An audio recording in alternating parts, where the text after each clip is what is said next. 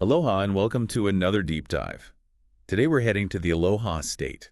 We're going to unpack the essentials of forming and running an LLC in Hawaii. And even if you don't live in Hawaii, getting a handle on how one state does things can really give you a broader perspective on business law anywhere. Absolutely. So let's dive in. Imagine you've got this killer business idea. You're ready to set up shop in Hawaii. What are those very first legal steps you got to take? Okay, so first of all, congrats on taking that leap. That's huge.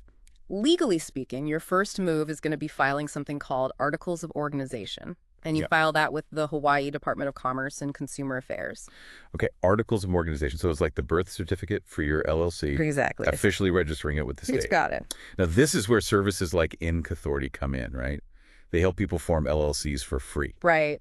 Can you Yes. explain how that actually works? Yeah, so these services can be a real lifesaver, especially for first-time entrepreneurs.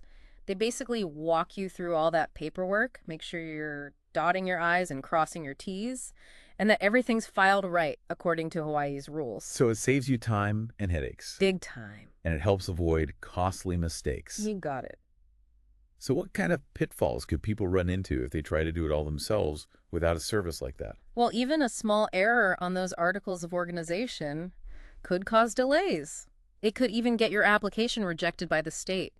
And trust me, wading through all that legal jargon and trying to figure out those filing instructions, it can be a real nightmare. Yeah. Plus, these services usually have systems in place to keep track of all the deadlines, so you don't miss any crucial filing dates. And if you miss those, you could face penalties or even put your LLC's status at risk. So using a service like Inc. Authority is kind of like having a guide to help you navigate those legal waters, Exactly. avoid those hidden reefs. Precisely. But I imagine there are limits to what they can do right. There are. They're great for getting started. But as your business grows and you face more complex legal issues, you're probably going to need an actual attorney, someone specializing in Hawaiian business law. I see. Think of it like building a house. Inc. Authority can lay the foundation, but you might need an architect for custom designs or a contractor for specialized work. So things like drafting a detailed operating agreement or navigating those tricky compliance issues, that's where an attorney comes in. Makes sense, having the right tools for the job. Okay, so your LLC is formed, you're officially in business. What happens next? How do you stay in good standing with the state? So staying compliant is super important, and it's an ongoing thing. In Hawaii, a big part of that is filing an annual report. You file that with the DCCA. That keeps all your business info up to date. Got it. And you're also going to need a registered agent in the state. Oh yeah, the registered agent. That's someone designated to receive legal or official mail on behalf of your LLC. Right. Why is that so important? It's all about making sure you're properly notified of any legal actions or any important correspondence. Without one, you could miss a court summons Oh wow. or a crucial notice from the state, and that could have serious consequences for your business. Okay, It's like having a reliable mailbox. You don't want to miss those important deliveries. makes sense. Now you mentioned earlier that each state has its own quirks.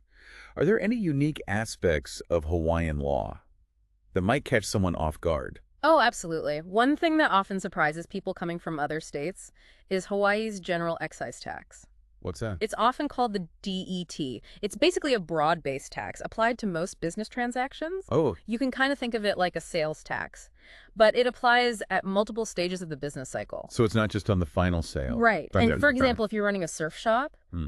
the DET would apply not only to the sale of a surfboard to a customer, but also to when you bought that surfboard wholesale from the manufacturer. So multiple layers. Exactly. Anything else that really stands out? Another key thing is the focus on environmental responsibility, which is huge in Hawaiian culture. Makes sense. Businesses, especially those impacting sensitive ecosystems, might need extra permits and have to comply with stricter regulations. So for example, let's say you want to build a new hotel.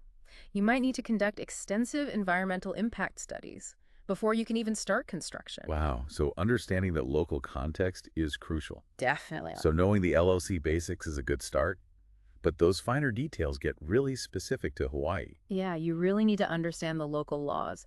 Working with a lawyer who knows the ins and outs of Hawaiian business law can make a huge difference.